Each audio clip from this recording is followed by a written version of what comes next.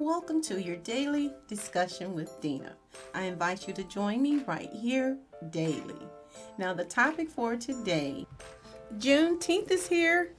Juneteenth will be celebrated this year as always in our town at Tatnall Square Park, Saturday, June 17th and June 18th, which is also Father's Day.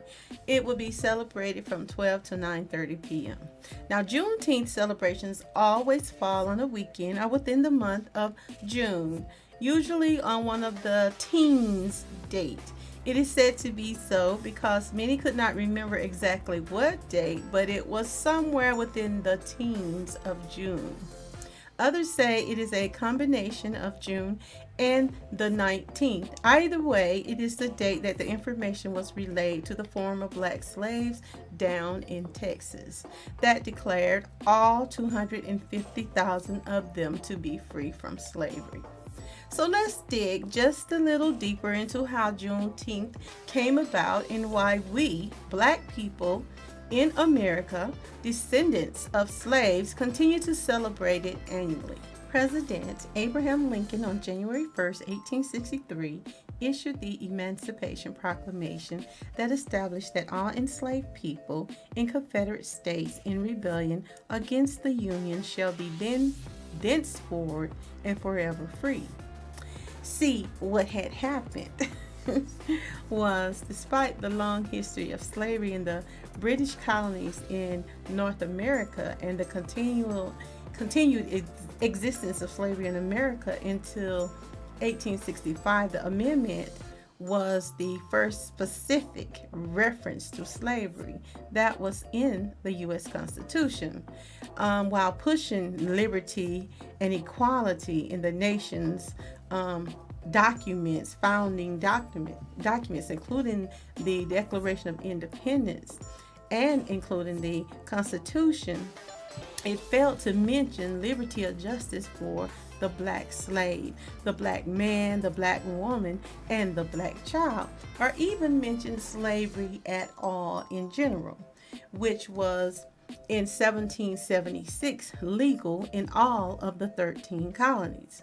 Now, many of these same founders themselves owned black slaves. Even though they confessed, some of them, that it was morally wrong, they still enjoyed the benefits too much to terminate its existence altogether. Now, Thomas Jefferson, for one, signed a law that banned the import of black people as slaves from Africa in 1807. But he too also enjoyed all of the perks of having slaves along with the financial benefit, particularly here in the South. Now, when the Civil War began in 1861, over 4 million people, nearly all of them who were of African descent, were enslaved in 15 southern, or what they would call, border states. Abraham Lincoln claimed to despise, or he said that he hated slavery as it was a moral evil.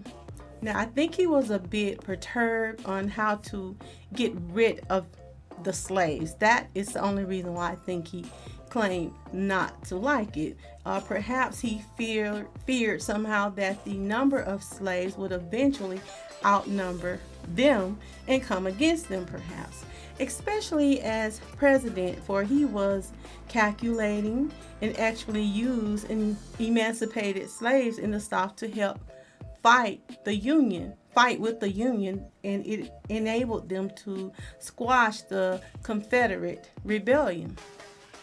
Now, as a result of this, Lincoln's Emancipation Proclamation in 1863 announced that all enslaved people held in the states then in rebellion against the United States shall be thenceforward and forever free. But what did that actually mean?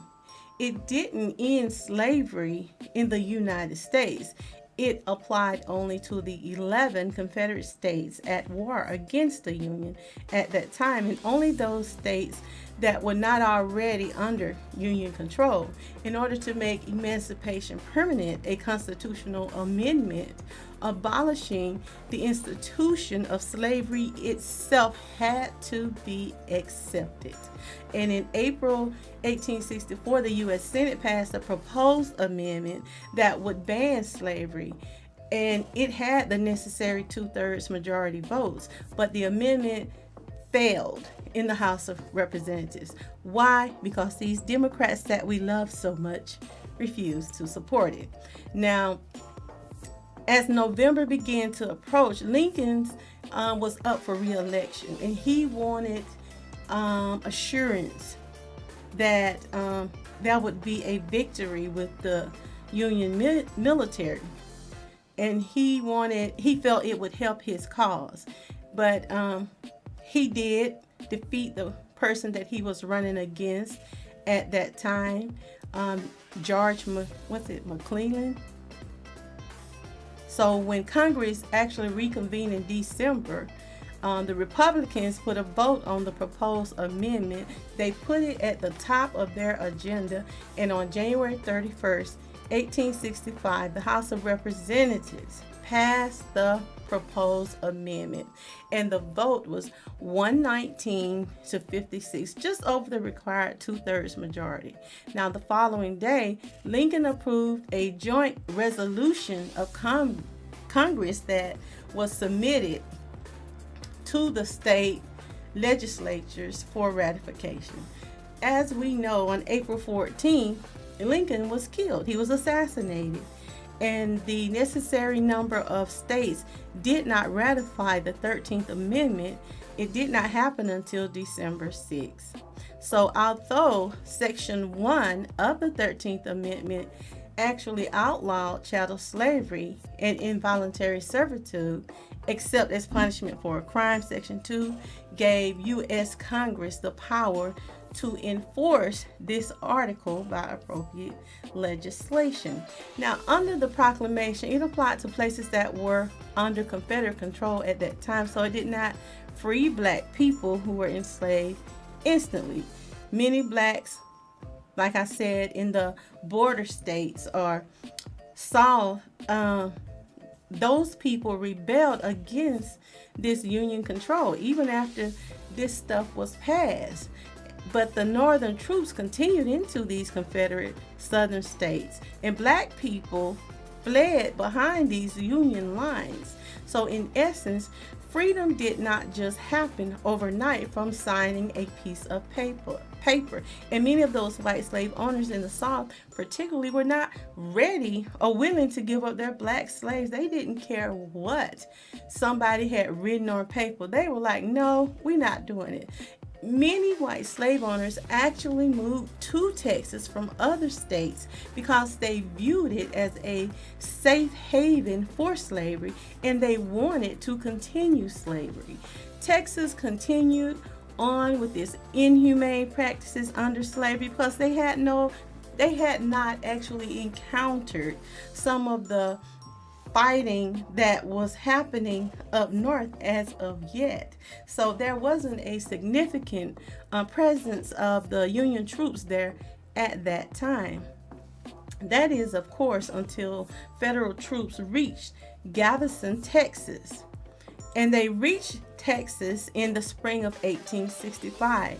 And a General Granger made his entrance into Texas to take control of that state and confirm that all enslaved black people be freed. He stood on Texas soil and he read aloud what was called a General Order number 3. And it read, "The people of Texas are informed that in accordance with a proclamation from the executive of the United States, all slaves are free." Now, mind you, this evil Confederate General Robert E. Lee had already surrendered at Appomattox Courthouse 2 months earlier in Virginia, but slavery still remained in full effect in Texas. So the war actually came to a close in 1865. The arrival of the Northern troops occurred a full 2.5 years after the original signing of the Emancipation Proclamation by Abraham Lincoln. Now, Granger's arrival in June marked the freedom for thousands of black enslaved people from their white oppressors, but those people did not want to let them go. Many of those slave masters were rebellious. They were conniving in slavery and they wanted to still withhold this information at least until after harvest time, and some would just outright refuse to set those black slaves free. And some former slaves who were freed or attempted to get free were attacked and killed by these Caucasians. Even with all of this, when the former black slaves, 250,000, were told of their freedom, many broke out in celebration, and henceforth Juneteenth was created. That celebration was referred to as a jubilee or Juneteenth for the 250,000 newly freed black people from their bondage to their white slave masters. And this is the reason for the annual celebration of Juneteenth to this very day. It wasn't about uniting with other races of people, as many would have you to believe. Thank you for listening. This completes part 1 of why we celebrate Juneteenth. Be sure to check out part 2, 40 Acres and a Mule. Like, share, subscribe, and leave your comment on this particular topic. Let me know how you and yours are celebrating Juneteenth this year. And join me for my next daily discussion with Dena. Ta-ta!